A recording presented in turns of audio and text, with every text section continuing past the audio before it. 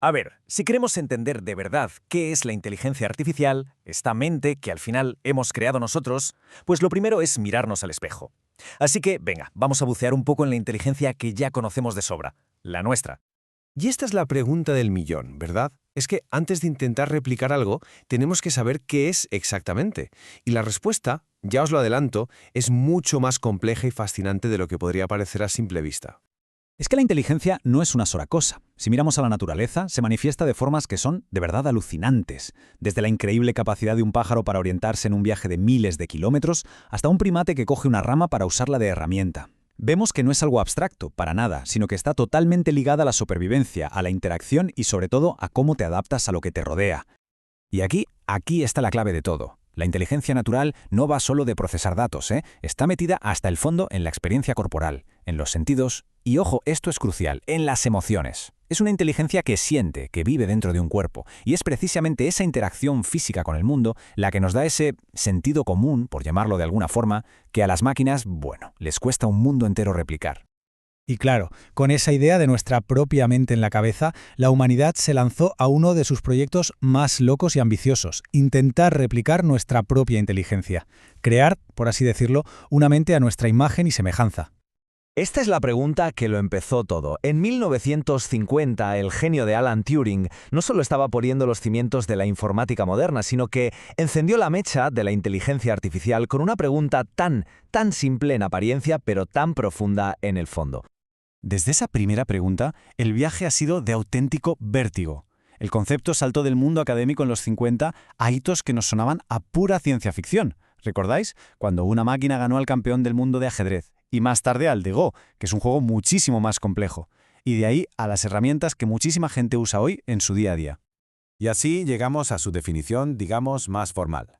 A diferencia de la nuestra, la IA no viene de la evolución, sino de algoritmos, de matemáticas. Su razón de ser es procesar cantidades de datos gigantescas, aprender de ellos y luego usar ese aprendizaje para hacer tareas concretas. Y a menudo lo hace con una velocidad y una precisión que son, sinceramente, sobrehumanas. Muy bien, ya hemos visto el por qué y el cuándo. Ahora toca meterse en el cómo. ¿De qué está hecha realmente una mente artificial? ¿Cuáles son sus piezas fundamentales? La idea central de todo esto es el agente inteligente. Para que nos entendamos, es útil pensar en él como una especie de ser digital, una entidad que no está aislada, sino que puede percibir el mundo que tiene alrededor y, lo que es más importante, tomar decisiones y actuar en ese mundo. Y este agente inteligente se apoya en tres pilares, en tres patas. Pero no hay que pensar en ellos como pasos separados, sino más bien como un ciclo que no para, que imita, a su manera, cómo funcionamos nosotros. Vamos a verlos uno por uno.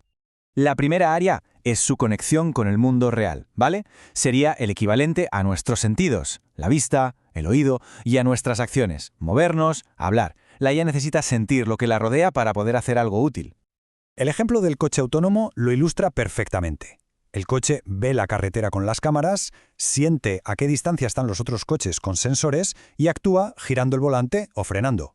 Esto es percepción y actuación en estado puro. El segundo pilar es, básicamente, el cerebro de la IA, porque no vale solo con percibir, hay que entender lo que se percibe.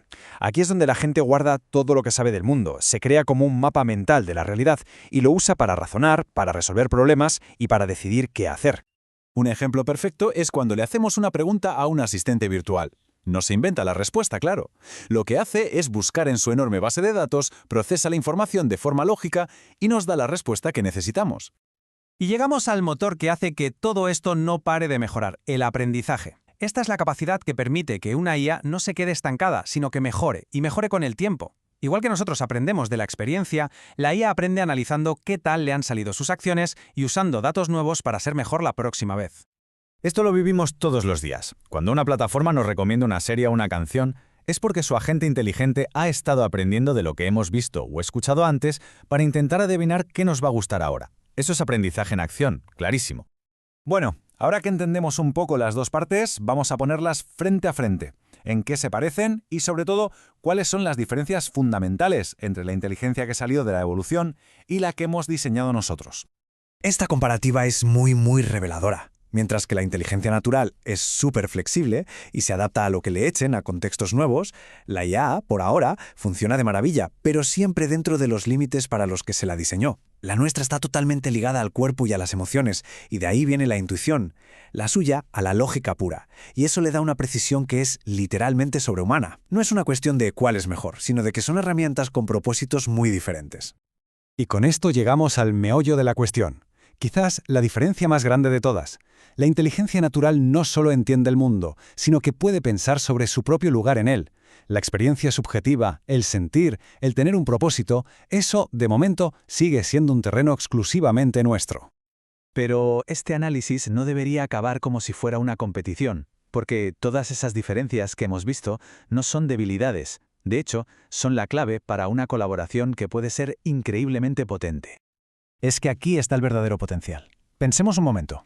Combinar nuestra creatividad para imaginar cosas nuevas, nuestra intuición para manejarnos en la incertidumbre y nuestra empatía para entender a otras personas. Todo eso, junto con la capacidad casi infinita de la IA para analizar datos, ver patrones que nosotros no vemos y hacer tareas complejas a una velocidad de vértigo, no se trata de que una reemplace a la otra, sino de que una amplifique las capacidades de la otra.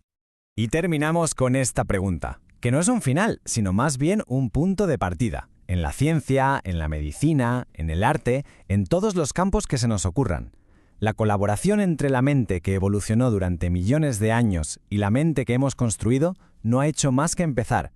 La verdadera pregunta ya no es qué pueden hacer las máquinas, sino qué podemos llegar a ser nosotros junto a ellas.